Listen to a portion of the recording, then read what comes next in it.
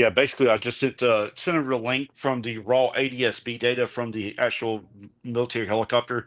There's a few sites that you can use that don't filter data, and if you know where to look, you can find stuff like this.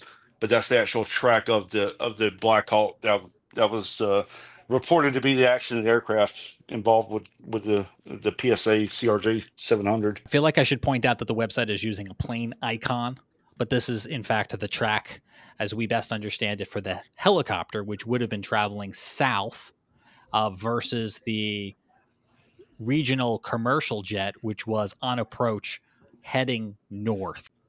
If I were to Correct. oversimplify these cardinal directions here, with them colliding here just off of, I think, what we've identified as runway 33 at Reagan Airport. That's correct. And if and you can actually interrogate that data track a little bit, James. If you click on the K button on the side panel there, Okay. you can actually see the times and the altitude and the airspeed.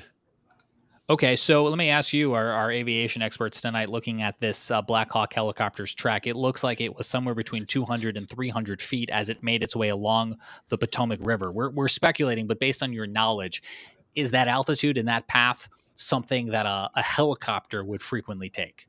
Oh yeah. Yeah. Just for, from my personal info, yeah, absolutely.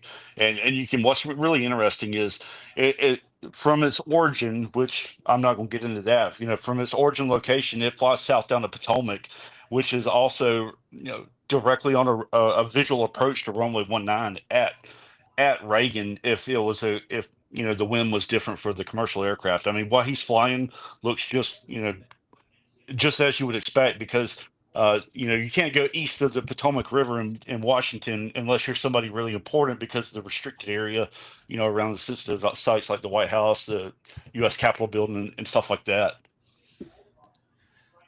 Ricky, how would these two aircraft, for lack of a better term, pass each other in an approach to an airport such as DCA? You would think in theory there would be sequencing at play to where the ATC folks would be like, okay, make your turn a little bit wider. Let's let this helicopter through first, or tell a helicopter to deviate somewhere else.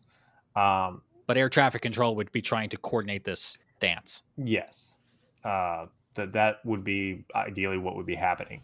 Let's let this helicopter through first, or tell a helicopter to deviate somewhere else. But air traffic control would be trying to coordinate this dance. Yes. That would be ideally what would be happening. At nighttime, you think about seeing things in the day, and aircraft have lights and they flash, but there's a lot of lights in the DC area, and a helicopter flying at 300 feet is going to blend in with a lot of those lights, and it's going to be incredibly hard sometimes to spot the other things. Like you can see in that traffic camera we had up a second ago.